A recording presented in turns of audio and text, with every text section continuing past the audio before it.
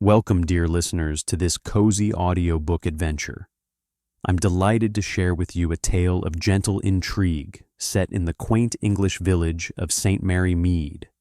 Inspired by the timeless charm of Agatha Christie's Miss Marple mysteries, our story is titled The Body in the Bookshop, a poisoned page-turner that kills in 24 hours. Settle in with a cup of tea, perhaps by a crackling fire, as we unravel a puzzle of poison, pages, and village secrets. This complete story spans 5 chapters, each crafted to whisk you away for about 8 to 10 minutes of narration. Let the mystery begin. Chapter 1. In the sleepy village of St. Mary Mead, nestled amid the rolling hills of rural England in the early 1950s, life unfolded with the gentle rhythm of a well-loved hymn. The air was crisp with the promise of autumn, carrying the scent of damp earth and fading roses from the cottage gardens that lined the winding lanes.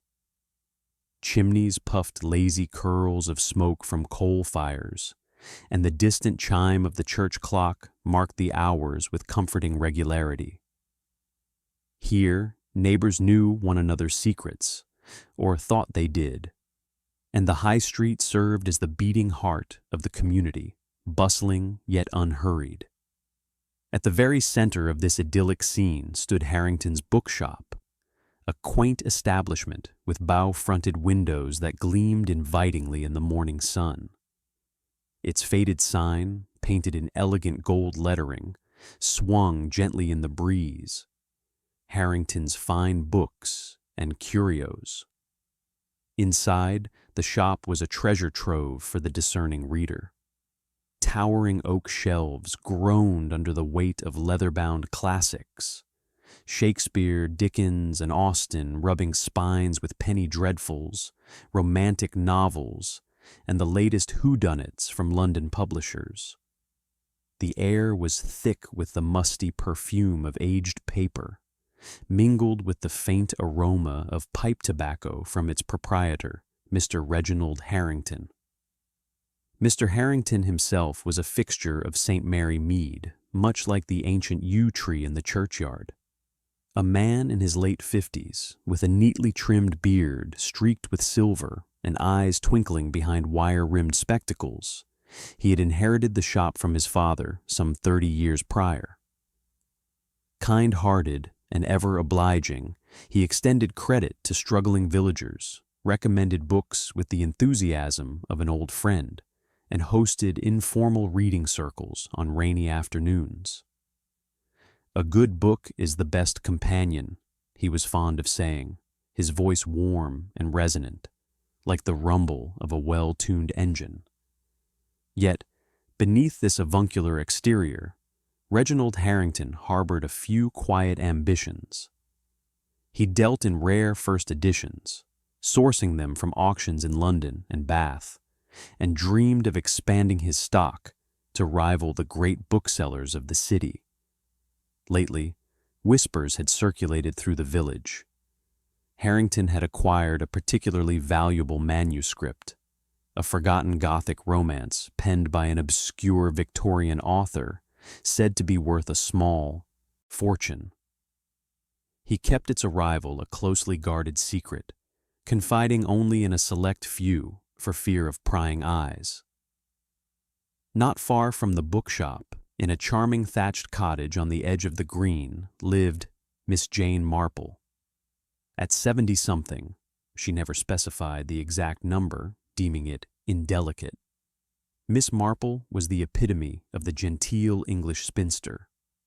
Her white hair was piled in a soft bun, secured with a lace net, and she dressed in tweeds and sensible brogues, with a cardigan draped over her shoulders against the autumn chill. By day, she tended her impeccable garden, coaxing delphiniums and hollyhocks to bloom with tender care. In the evenings, she knitted by the fire, her needles clicking rhythmically as she pondered the endless variety of human nature. Miss Marple's reputation as a keen observer preceded her like a gentle breeze. From her lace-curtained window, she watched the village life unfold, the postman cycling past with his satchel bulging, the children skipping rope outside the school, the vicar pausing to chat with the baker. Human nature is much the same everywhere, she often remarked to her nephew, Raymond West, the celebrated novelist who visited from London whenever his deadlines allowed. Whether in a grand Mayfair drawing room or a humble St. Mary Mead cottage, the motives are the same: love, jealousy, greed, fear. One only needs to observe. On this particular crisp Tuesday morning, the 15th of October, Miss Marple was engaged in her usual routine. She had just finished pruning the roses when a sharp cry pierced the tranquility. It came from the direction of the bookshop, carried on the wind like a startled bird. Pausing, trowel in hand, she tilted her head, her sharp blue eyes narrowing.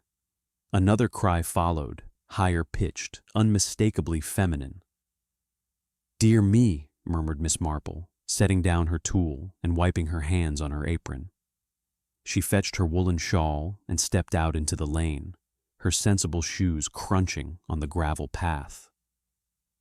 As she approached the high street, a small crowd had begun to gather outside Harrington's. Mrs. Hargreaves, the baker's wife, clutched her basket to her bosom, her round face flushed. Old Mr. Peterson, the retired grocer, stood hat in hand, muttering prayers under his breath. And at the center of it all was young Dolly Bantry, the vicar's niece, her pretty face drained of color, one hand pressed to her mouth. Dolly, a fresh-faced girl of 19 with auburn curls and a penchant for romantic novels, had been a regular at the bookshop. She lived with her uncle, Colonel Arthur Bantry, and his wife at Danemouth Manor, and often borrowed volumes to escape the tedium of village life. This morning, she had come to return The Secret Adversary by Agatha Christie, fittingly ironic, as it turned out, and to inquire about the latest Dorothy L. Sayers.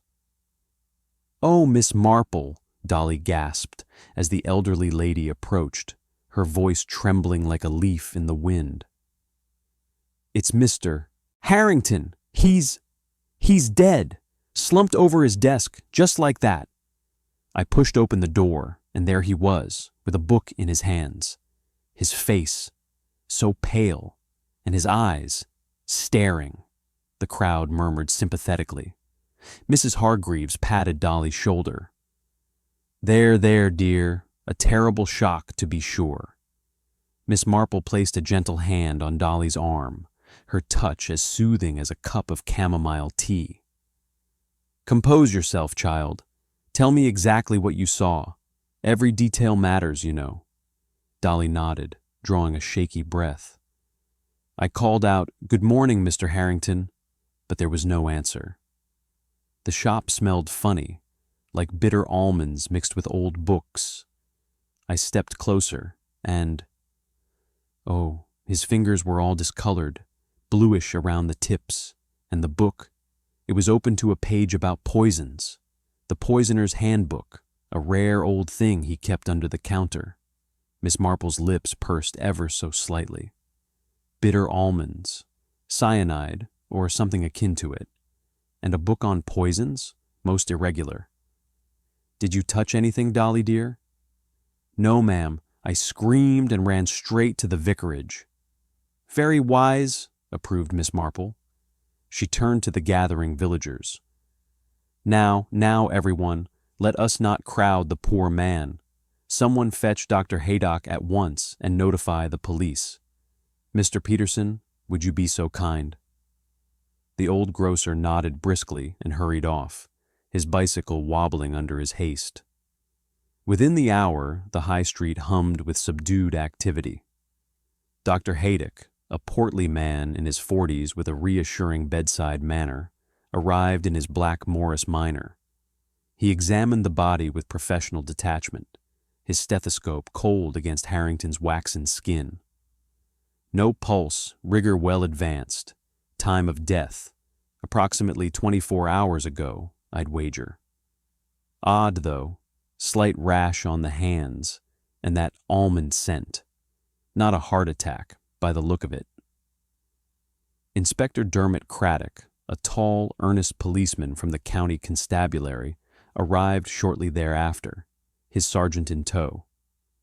Clean-shaven and sharp-featured, Craddock was known in St. Mary Mead for his thoroughness, though he often deferred to Miss Marple's insights after past cases. He ducked under the police tape now strung across the bookshop door, notebook at the ready. "Natural causes?" Craddock muttered to his sergeant, surveying the scene. Harrington sat slumped at his oak desk, head lolled forward, the poisoned handbook still clutched in his stiff fingers. The shop was tidy as ever, shelves alphabetized, counter dusted, but a ladder stood askew against a back wall, as if someone had recently climbed it. "Looks it, sir," replied the sergeant. "No signs of struggle."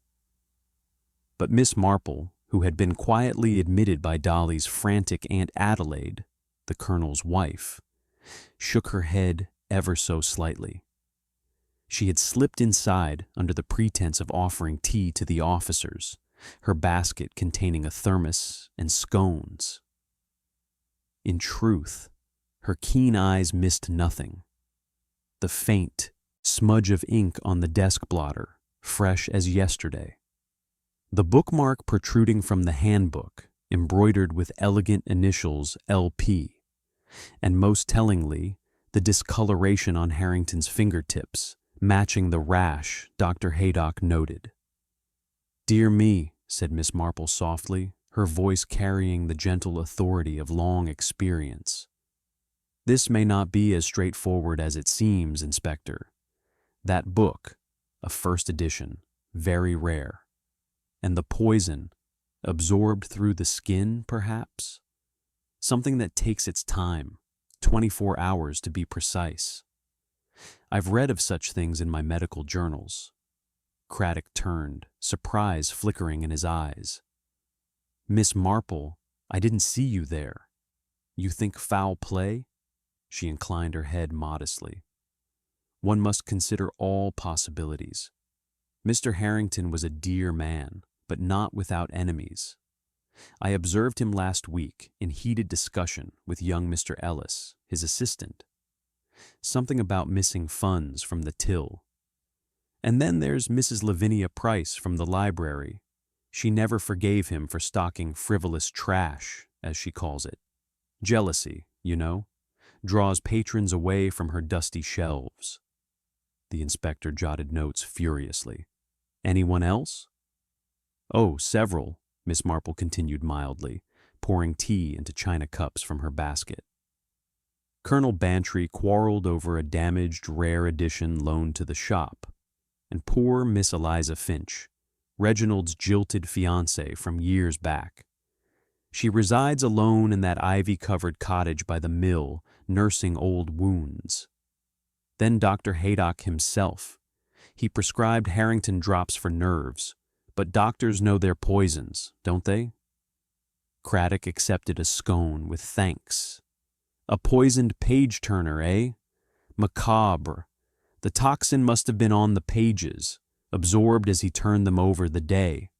"Precisely," agreed Miss Marple. "Clever, very clever. But clues abound in the everyday, Inspector. That bookmark, for instance, and the ladder. Someone was searching the upper shelves after hours."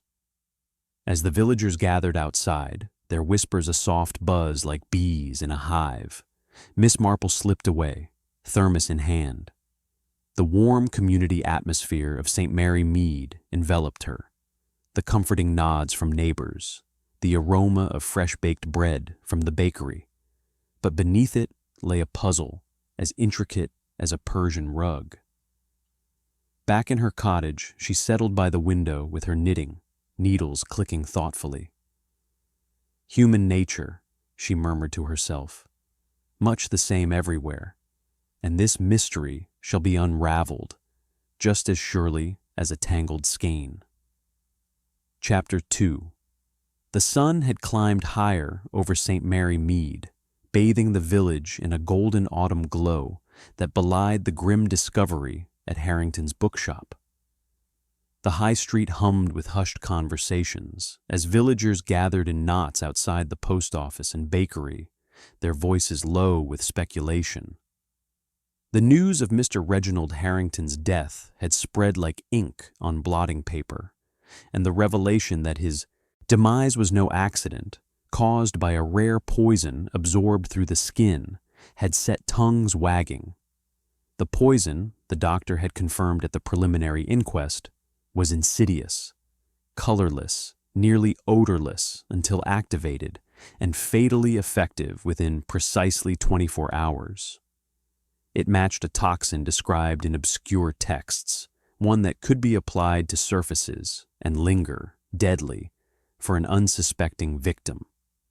Miss Jane Marple sat in her cozy parlor, a steaming cup of Darjeeling tea at her elbow, and her knitting needles clicking rhythmically in her lap.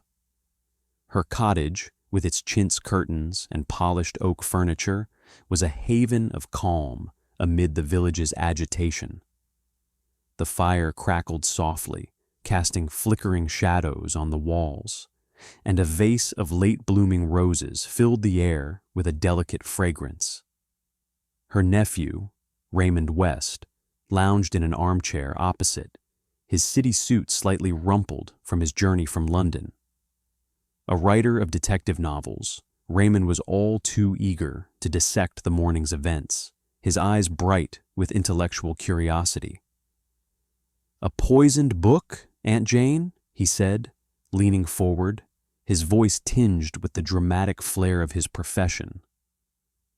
"It's positively macabre, and yet so devilishly clever, to lace the pages of the poisoner's handbook with poison. The irony alone could fill a novel." Miss Marple's lips twitched into a faint smile, her blue eyes sharp behind her spectacles. "Clever, yes, Raymond dear, but not without motive. Reginald Harrington was a dear man, but even dear men collect enemies. I recall him arguing with young Mr. Ellis, his assistant, last week. Something about discrepancies in the shop's accounts. Raised voices carry, even through bookshop walls." Raymond raised an eyebrow. "You think the assistant did it? A bit obvious, surely." "Oh, one mustn't jump to conclusions," Miss Marple replied, her needles pausing briefly. "Human nature is rarely so straightforward, but there are others to consider. Mrs. Lavinia Price, for instance, the librarian. She's never approved of Reginald's stock, calling it frivolous trash. Her library has been losing patrons to his shop for years. Jealousy is a powerful spur." Raymond nodded, scribbling a note in the margin of his manuscript. "And anyone else?" Miss Marple tilted her head, as if consulting an invisible ledger of village secrets. "Colonel Bantry, Dolly's uncle, had a falling out with Reginald over a rare Kipling first edition, loaned to the shop and returned with a torn page. The colonel is a proud man, and such slights sting deeply. Then there's Miss Eliza Finch, poor dear. Reginald's fiancée years ago, before he broke it off to focus on his business. She lives alone now, in that ivy-covered cottage by the mill. Old wounds fester, you know." "And the poison itself?" Raymond pressed. "Sounds like something a chemist or a doctor might procure." Miss Marple's eyes twinkled. "Precisely. Dr. Haydock prescribed Reginald drops for nerves recently. A doctor would know of such toxins, though I hesitate to accuse without evidence. Still, the poison's 24-hour delay is most curious. It suggests a murderer who planned carefully, ensuring they were elsewhere when the fatal moment struck." Their conversation was interrupted by a knock at the door. Dolly Bantry, still pale from her morning's ordeal, stood on the threshold, her auburn curls slightly askew under her felt hat. "Miss Marple, I'm so sorry to disturb you," she said, twisting her gloves nervously. But Aunt Adelaide insisted I tell you. There's talk in the village. They're saying the poison was in that book. And I saw Colonel Bantry leaving the bookshop late yesterday evening, looking ever so cross. Miss Marple patted the girl's hand, ushering her to a chair. Now, Dolly dear, sit and have some tea. Appearances can deceive, you know. Tell me exactly what you saw. Dolly sipped gratefully, her voice steadier. It was near dusk, about 6 o'clock. I was passing the bookshop on my way to the post office. The colonel stormed out, his face red as a beetroot, muttering something about careless handling. I didn't think much of it then, but now— Very interesting, said Miss Marple, her tone mild, but her mind racing. And did you notice anything else? Anyone near the shop? Dolly frowned, thinking. Well, Mr. Ellis was there earlier, locking up, and I saw Mrs. Price walking past, glaring at the shop windows. Oh, and Miss Finch was in her garden, just across the lane. She always seems to be watching. Thank you, Dolly, said Miss Marple, pouring more tea. You've been most helpful. Now run along to your aunt. She'll be worried. As Dolly departed, Raymond leaned back, grinning. A regular cast of suspects, Aunt Jane. It's like one of my plots, only better. Miss Marple chuckled softly. Life often outdoes fiction, my dear, but we must tread carefully. The truth lies in the everyday details, the ink on a cuff, the angle of a ladder, the scent of almonds.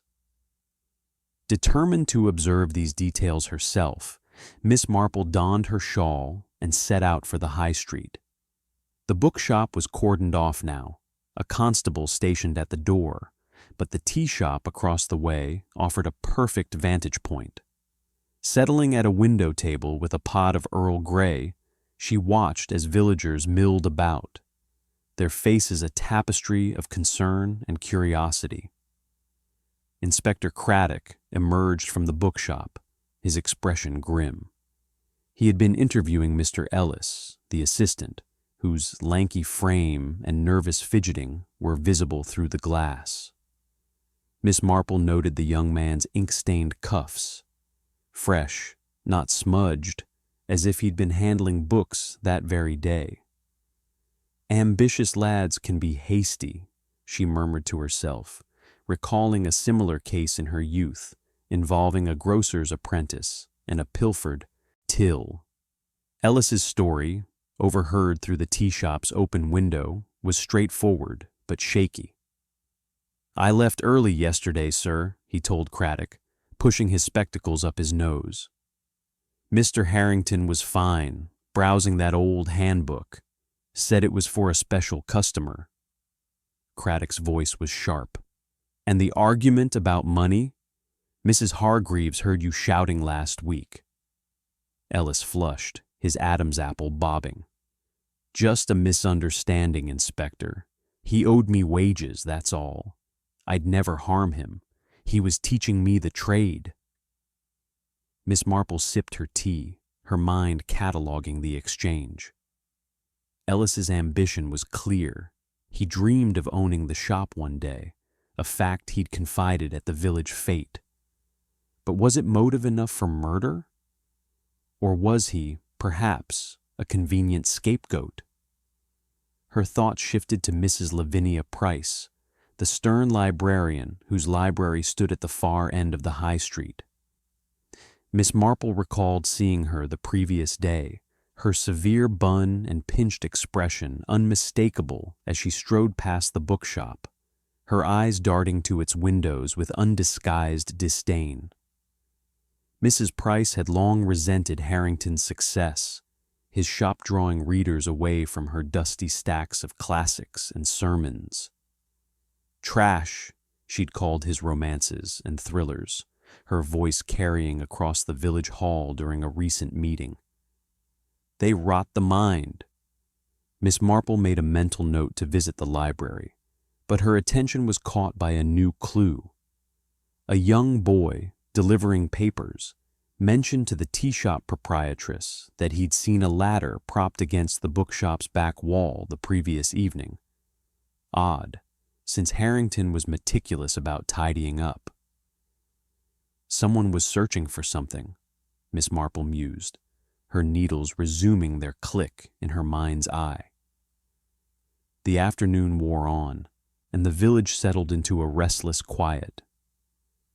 Miss Marple returned home, pausing to exchange pleasantries with Mrs. Hargreaves, who mentioned a curious detail, a receipt found in Harrington's desk, tucked into the ledger, for rare chemical ingredients, ordered under a false name. "Poison, mark my words," the baker's wife whispered, her eyes wide. Miss Marple nodded thoughtfully, her mind weaving threads. The poison's 24-hour delay was a masterstroke, allowing the killer to establish an alibi. The receipt was a red herring, perhaps, meant to mislead. And that bookmark with LP embroidered, Lavinia Price, or another misdirection. As dusk painted the sky in hues of amber and violet, Miss Marple sat by her fire, her knitting a soft counterpoint to her racing thoughts. The suspects were clear: Mr. Ellis, with his ambitions and ink-stained hands; Mrs. Price, driven by professional jealousy; Colonel Bantry, nursing a grudge over his precious book; and Miss Finch, whose broken heart might conceal darker impulses. Dr. Haydock, too, lingered in her mind. His access to chemicals was undeniable. Red.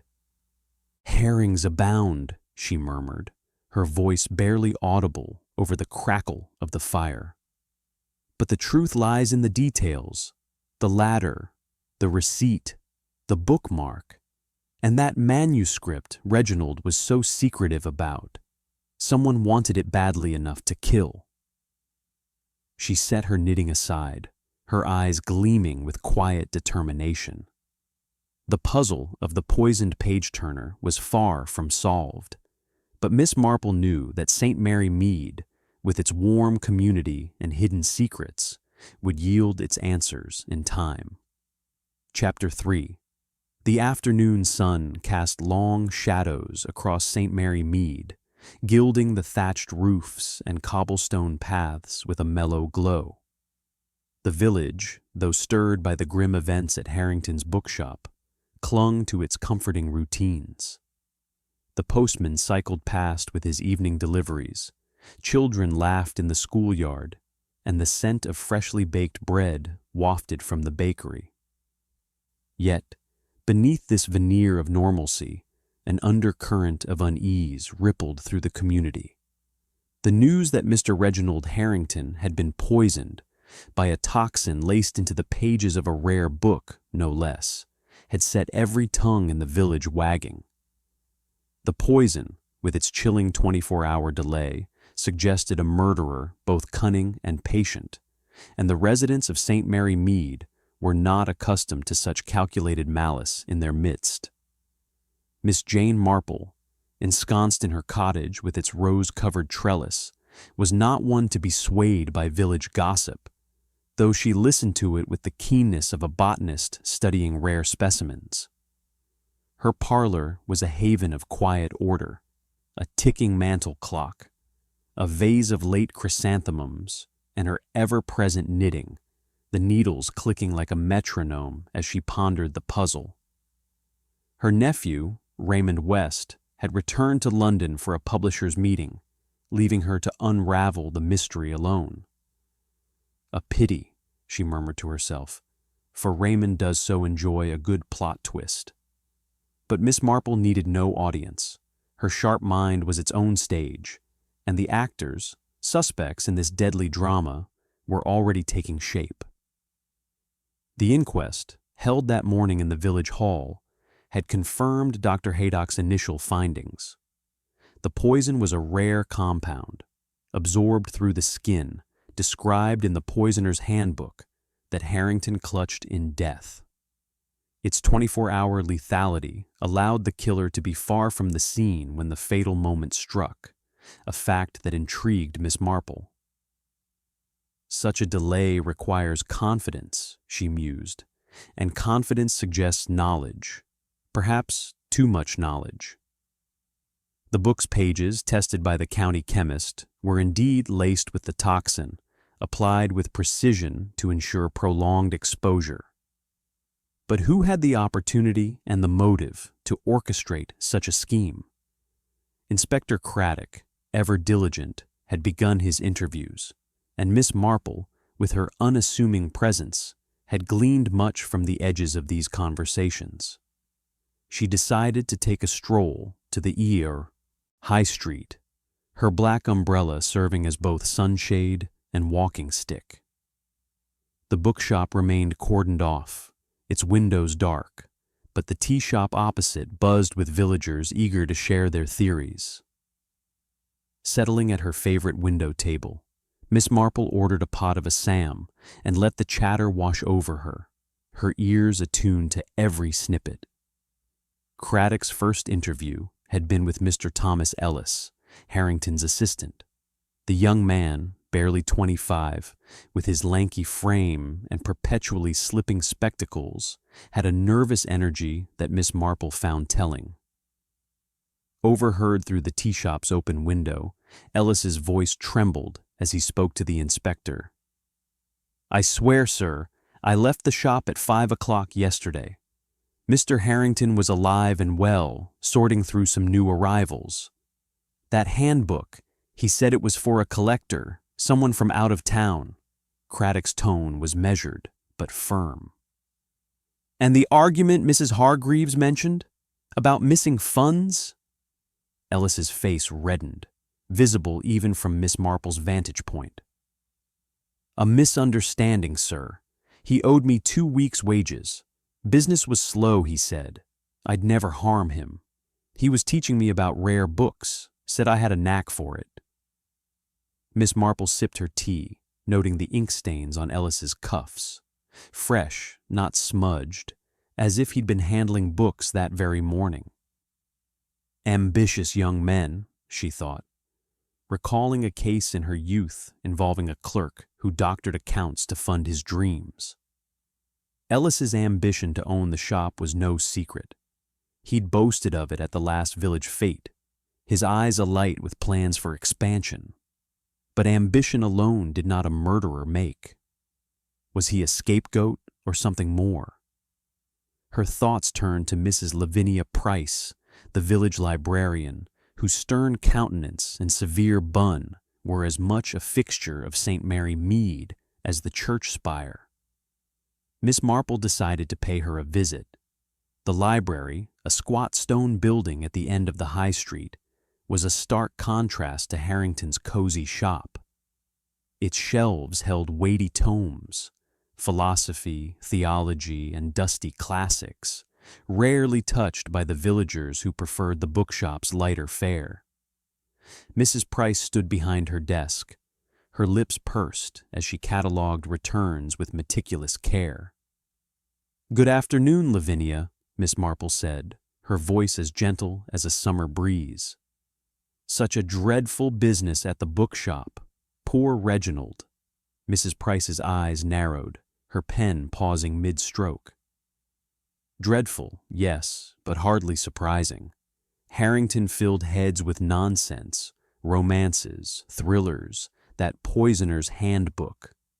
I warned him such books invite trouble. People read them and get ideas.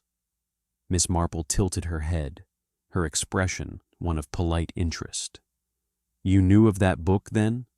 "Of course," Mrs. Price snapped. "He flaunted it, said it was valuable.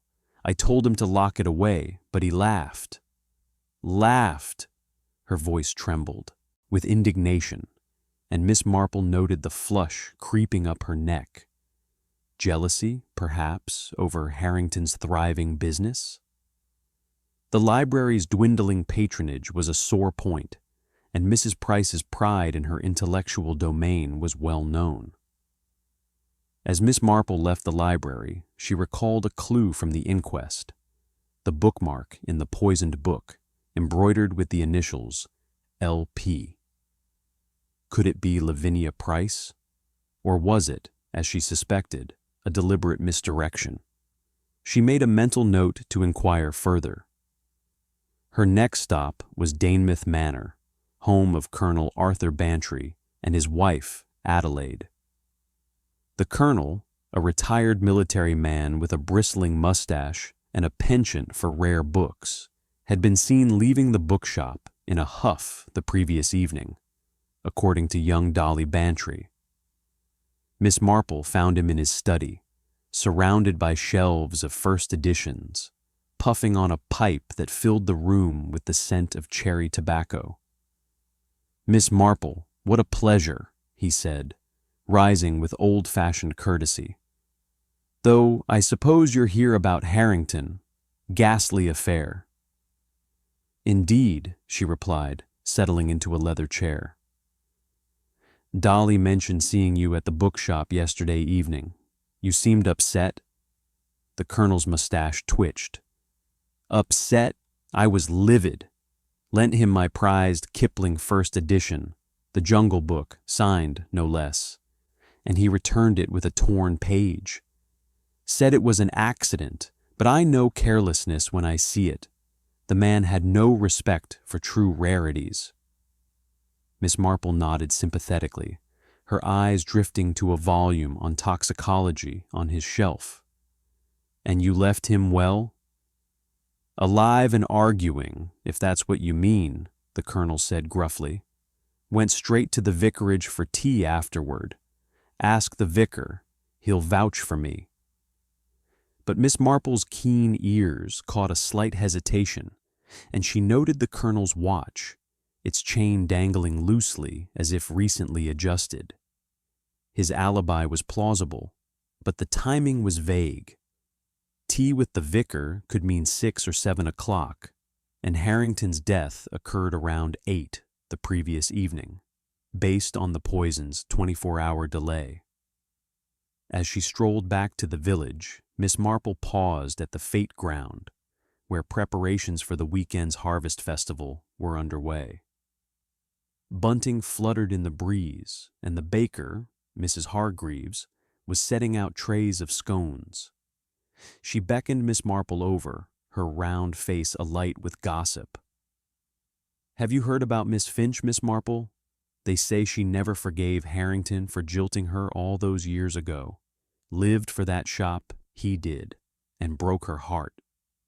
Miss Eliza Finch, the 4th suspect, resided in a secluded cottage by the mill, its walls cloaked in ivy. Once engaged to Harrington, she had retreated into spinsterhood after their parting, her life a quiet tapestry of gardening and solitude. Miss Marple approached her at the fete, where Eliza stood by a stall of homemade jams, her gray eyes wary. "Such a tragedy, Eliza," Miss Marple said gently, offering a scone. "Reginald was so fond of you once." Eliza's hands trembled as she accepted the scone, her voice brittle. "Fond? He chose his books over me, and now look, meddling with dangerous ones brought him to this." Her words were sharp, but her eyes brimmed with unshed tears. Guilt, or merely grief? A new clue surfaced as Miss Marple lingered at the fete. A villager mentioned a receipt found in Harrington's desk for rare chemical ingredients ordered under a false name. "Poison, I'll bet," whispered Mrs. Hargreaves. Miss Marple's lips pursed. A red herring, perhaps, designed to mislead, or evidence of premeditation. As evening fell, painting the sky in hues of lavender and gold, Miss Marple returned to her cottage, her mind a whirl of details. Ellis's ink-stained cuffs, Mrs. Price's indignation, the colonel's torn book, Eliza's bitterness, and that mysterious receipt. The latter, too, nagged at her, misplaced, as if someone had searched the shop's upper shelves. For what? The rumored manuscript? She settled by her fire, knitting resumed, needles clicking like a detective's thoughts. "Red herrings abound," she murmured, "but the truth is in the everyday. The bookmark, the ladder, the poison's delay. Someone wanted that manuscript, or something else entirely. The village clock chimed, and Miss Marple's eyes gleamed with quiet resolve.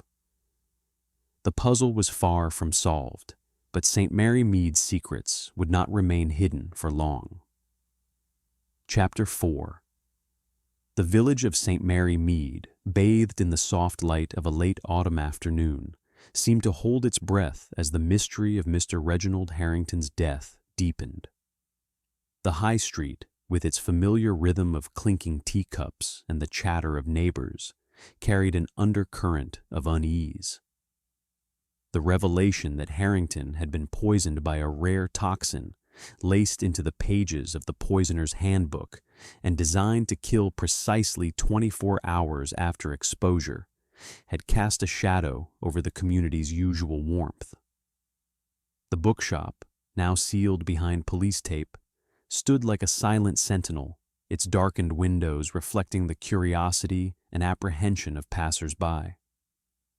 Miss Jane Marple, ever the quiet observer, sat in her cottage parlor, her knitting needles moving with a steady click that mirrored the ticking of her mind. The fire glowed softly, casting a warm light on the chintz curtains and the polished mahogany table where her tea tray rested. The chrysanthemums in their vase had begun to wilt, a reminder of time's relentless march, but Miss Marple's thoughts were far from fading. She was piecing together the threads of the puzzle: the poisoned book, the misplaced ladder, the embroidered bookmark with LP initials, and the whispered rumors of a valuable manuscript Harrington had acquired. The truth, she murmured to herself, is always in the ordinary details, if one knows where to look. Her morning had been spent sifting through village gossip, gleaned from the tea shop and the fete preparations. Each suspect, Mr. Thomas Ellis, Mrs. Lavinia Price, Colonel Arthur Bantry, and Miss Eliza Finch, had a motive, however veiled, and the clues were mounting. The receipt for rare chemical ingredients, found in Harrington's desk under a false name, suggested premeditation, but Miss Marple suspected it might be a deliberate misdirection. The latter, propped askew in the bookshop, hinted at a search, perhaps for the manuscript. And the bookmark? Its LP initials pointed to Mrs. Price, but the librarian's indignation seemed too blatant, almost staged. Determined to probe further, Miss Marple set out for the village hall, where Inspector Craddock had gathered the suspects for questioning. The hall, usually a place of jumble sales and parish meetings, was now a makeshift interrogation room, its long tables pushed aside to make way for a circle of chairs. A constable stood at the door, his notebook open, while Craddock paced the polished floor, his sharp eyes scanning the assembled group. The air was thick with tension, broken only by the occasional creak of a chair or a nervous cough. Miss Marple slipped in quietly, her presence as unobtrusive as a shadow. She took a seat in the corner, her knitting basket at her feet, and observed the suspects with the keenness of a hawk. Mr. Ellis, his spectacles glinting in the light, fidgeted with his cuffs, the ink stains still visible. Mrs. Price sat ramrod straight, her lips a thin line of disapproval. Colonel Bantry puffed on his pipe, his mustache bristling with indignation. Miss Finch, her hands clasped tightly, looked as if she might bolt at any moment. Craddock's voice cut through the silence. "One of you poisoned that book," he declared, his tone firm but not unkind. "Mr. Harrington died because someone laced the poisoner's handbook with a toxin that took 24 hours to kill. We've found evidence, a receipt for chemicals, anonymous threats in his ledger. Speak now, or we'll dig deeper." Denials erupted like a flock of startled birds. Mrs. Price scoffed, her voice sharp as a blade. "Absurd! I lent him that bookmark months ago. Pure coincidence. I'd never touch poison, nor stoop to such theatrics. Colonel Bantry blustered. Preposterous. I was at the vicarage, as I said. Harrington was alive when I left him. Miss Finch's voice trembled, tears welling. I'd never harm Reginald, despite everything. Ellis stammered. I was with my sweetheart, the postmistress, after closing. Ask her. Miss Marple's needles paused, her eyes narrowing as she studied their faces. Ellis avoided Mrs. Price's gaze, his fingers twisting a loose thread on his jacket. The colonel's pipe smoke curled upward, but his hand shook slightly. Miss Finch's tears seemed genuine, yet her hands clutched a handkerchief embroidered with delicate roses, much like the bookmark style. Mrs. Price's indignation was fierce, but her eyes darted to the door, as if calculating an escape. Human nature reveals all, Miss Marple whispered to herself, her voice lost in the hum of the room. She recalled a similar case years ago in a neighboring village, where a seemingly honest grocer had planted false clues to divert suspicion. The receipt and threats felt like such a ploy, too convenient, too theatrical. As the meeting adjourned, Craddock approached her, his expression a mix of respect and exasperation. Miss Marple, you've been uncommonly quiet. Any thoughts? She smiled faintly, adjusting her shawl. Only that the poison's delay is telling, Inspector. It allowed the killer an alibi, perhaps even to be here among us now, feigning shock. Have you searched the shop thoroughly? That ladder, it was out of place. Craddock nodded, jotting a note.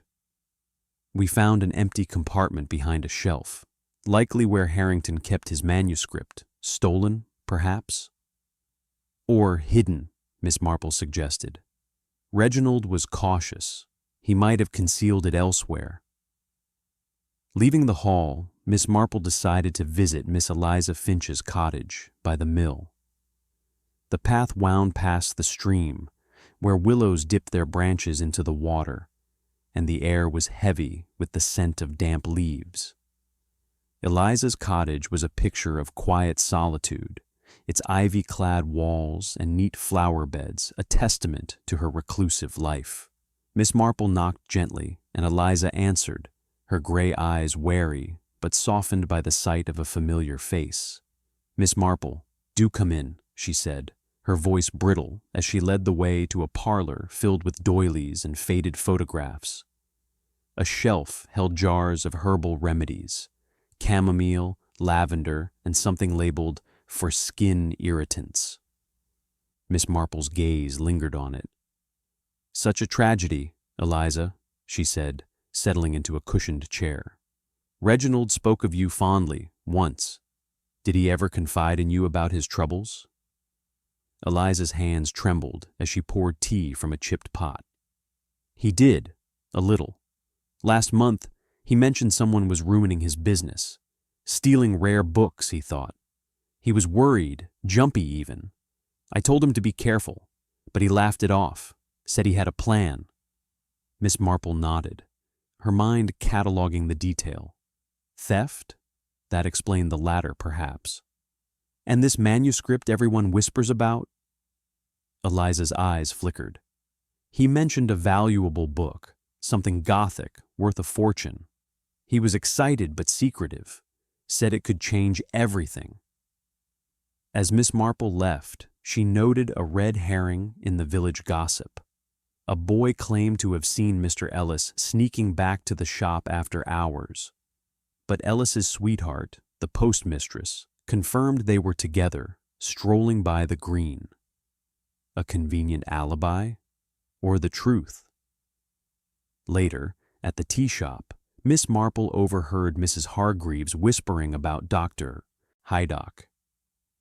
He was in the shop last week, delivering medicine for Harrington's nerves.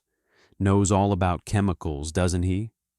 Miss Marple recalled seeing a vial in the doctor's bag during a recent visit for her rheumatism, a vial that matched the description of the poison's container.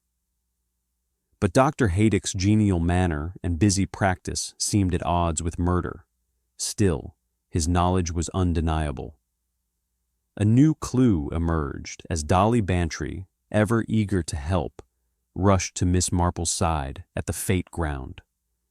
"Miss Marple, I remembered something. Mr. Harrington told me about a valuable page-turner arriving soon. A manuscript. He was thrilled but nervous, said someone might try to steal it." Miss Marple patted her hand. "Very good, Dolly. That manuscript is key, I think. And the poison, it was a decoy, perhaps, to distract from the theft." As dusk settled over St. Mary Mead, painting the sky in hues of rose and indigo, Miss Marple returned to her cottage, her mind a whirl of details. The poisoned book was a clever ruse, but the real prize was the manuscript, stolen or hidden. Ellis had access to shipments. Mrs. Price appraised books. The Colonel coveted rarities, and Eliza stood to inherit part of Harrington's estate. Dr. Haydock's vial loomed large, but was it too obvious? She settled by her fire, knitting resumed, the needles a soft counterpoint to her thoughts. The poison's delay allowed the killer to play innocent, she mused. But the latter, the receipt, the bookmark, they point to someone who knew Reginald's habits intimately. A knock interrupted her reverie. Mrs. Hargreaves stood at the door, her face flushed with news. "Miss Marple, they found letters in Harrington's desk, threats demanding he close the shop or else, signed with a squiggle, not a name." Miss Marple's eyes gleamed. "Blackmail or another red herring? We shall see." The village clock chimed, its notes carrying over the quiet lanes. The puzzle was intricate, but Miss Marple knew that St. Mary Mead's secrets, like her knitting, would unravel with patience and care. Chapter 5. As twilight draped St. Mary Mead in a soft veil of indigo, the village settled into an uneasy calm. The harvest festival's preparations continued, with bunting strung across the green and lanterns glowing like fireflies. But the specter of Mr. Reginald Harrington's murder loomed large. The revelation that a rare poison laced into the pages of the poisoner's handbook and designed to kill in precisely 24 hours had claimed the beloved bookseller's life, had woven a thread of suspicion through the community. The high street, though still warmed by the familiar clink of teacups and the laughter of children, buzzed with whispered theories. Who among the villagers could have orchestrated such a calculated crime? Miss Jane Marple sat by her parlor fire, the crackle of logs a comforting counterpoint to the intricate puzzle occupying her mind. Her knitting lay idle in her lap, the needles silent for once as she sifted through the clues that had emerged over the past days. The misplaced ladder in the bookshop, the embroidered bookmark with LP initials, the receipt for rare chemicals, and the anonymous threats found in Harrington's ledger. Most tantalizing was the rumor of a valuable Gothic manuscript, a page-turner Harrington had guarded jealously. "The truth," she murmured, her blue eyes gleaming behind her spectacles, "is always in the ordinary details, if one knows where to look." The suspects were clear in her mind, each with a motive as distinct as the patterns in her knitting. Mr. Thomas Ellis, the ambitious assistant dreaming of owning the shop. Mrs. Lavinia Price, the librarian whose jealousy over Harrington's success burned brightly. Colonel Arthur Bantry, nursing a grudge over a damaged rare book. Miss Eliza Finch, whose broken engagement left lingering bitterness, and Dr. Haydock, whose medical knowledge and access to chemicals made him a quiet but potent suspect. Yet Miss Marple knew the truth lay not in the obvious, but in the subtle, the everyday details that others overlooked. Determined to bring the mystery to a close, she invited Inspector Craddock and the suspects to her cottage that evening. The parlor, with its chintz curtains and fading chrysanthemums, was an unlikely stage for a revelation, but Miss Marple preferred the intimacy of her home to the stark village hall. A tray of tea and scones sat on the table, their homely presence softening the gravity of the occasion. As the clock struck 7, the guests arrived. Craddock, his notebook at the ready, Ellis, fidgeting nervously, Mrs. Price, her lips pursed in disdain, Colonel Bantry, puffing on his pipe, Miss Finch, her eyes red-rimmed, and Dr. Haydock, his genial smile strained. "Thank you all for coming," Miss Marple began, her voice gentle but commanding attention. "I believe we can resolve this sad affair tonight. Mr. Harrington's death was no accident, but a carefully planned murder, executed with a poison that took 24 hours to kill. The question is, who among us had the means, the motive, and the cunning to wield it?"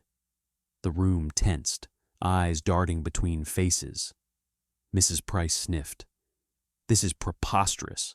I've said before, I lent that bookmark ages ago, nothing more." Ellis stammered. "I was with my sweetheart, as I told you," the colonel blustered. "I was at the vicarage, confound it." Miss Finch dabbed her eyes, silent, while Dr. Haydock spread his hands. "I'm a healer, not a killer." Miss Marple raised a hand, her expression serene. "Let us consider the facts. The poison was applied to the poisoner's handbook, a book Reginald handled frequently. Its 24-hour delay allowed the killer an alibi to be seen far from the shop when death occurred. The latter, askew in the shop, suggests a search, likely for the Gothic manuscript Reginald prized. The receipt for chemicals, the threatening letters, the bookmark, all clever, but perhaps too clever." She paused, her gaze settling on Mrs. Price. "The murderer is Mrs. Lavinia Price." Gasps echoed through the parlor. Mrs. Price's face blanched, her hands gripping her chair. "How dare you? I've no knowledge of poisons, nor any reason to harm him." Miss Marple's voice remained steady, like a needle threading through fabric. "But you did, Lavinia. You see, Reginald discovered you were stealing rare books from his shop to sell illicitly, funding your failing library. The manuscript was the final prize, worth a fortune, but he grew suspicious. You sent those anonymous threats to scare him into closing the shop, hoping to cover your tracks. When that failed, you turned to poison." Craddock leaned forward, his pencil poised. "Evidence, Miss Marple?" She nodded, her eyes twinkling. "The bookmark, embroidered with LP, was no coincidence. You claimed you lent it months ago, but its thread matched the embroidery on your library's donation box. Recent work, I noticed at the fete. You placed it in the book to cast suspicion on yourself mildly, a reverse psychology to seem innocent. The poison, a rare compound, was sourced from a chemical supplier. You used your library's access to obscure texts to research it. The receipt, under a false name, was meant to mislead, but your handwriting matched the library's ledger, which I examined yesterday." Mrs. Price's composure cracked, her voice shrill. "This is nonsense. I appraised books for him, yes, but I never stole," Miss Marple continued, undeterred. "The ink on Mr. Ellis's cuffs, which you so cleverly pointed out, matched your ledger's ink, a detail you overlooked when framing him as a red herring. The latter's position showed you searched the shop after poisoning the book, hoping to find the manuscript. But Reginald, cautious as ever, hid it in a common thriller on the lower shelves, disguised as worthless. I found it this morning, tucked among the penny dreadfuls." The room was silent, save for the crackle of the fire. Colonel Bantry's pipe had gone out, his mouth agape. Miss Finch's tears had stopped, her face a mask of shock. Ellis exhaled, relief washing over him. Dr. Haydock shook his head, murmuring, "Remarkable." Craddock stood, his voice firm. "Mrs. Price, you'll come with me. We'll verify this at the station." Mrs. Price's shoulders slumped, her defiance crumbling. "It was for the library," she whispered, almost to herself. "He was going to ruin me, expose the thefts. I had no choice." As the constable led her away, Craddock turned to Miss Marple, his expression a mix of awe and exasperation. "How did you know, Miss Marple? That bookmark, the ink, it's so ordinary," she smiled, picking up her knitting. "Village life teaches one everything about human frailty, Inspector. The smallest details, ink, thread, ladder's angle, tell the story. I recalled a similar case in Chipping Cleghorn, where a jealous shopkeeper planted clues to mislead. Mrs. Price's pride in her library was her undoing." The guests departed, the parlor emptying into the cool night. Miss Marple poured herself another cup of tea, her thoughts turning to the village's recovery. The bookshop would reopen, likely under young Ellis's care, with Dolly Bantry's cheerful assistance. The manuscript, now safe, would secure its future. St. Mary Mead's warmth would return, its community bonds strengthened by justice served.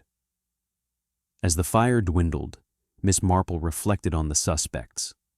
Ellis's ambition had been genuine, but innocent. The Colonel's anger was real, but misplaced. Miss Finch's grief was heartfelt, not vengeful.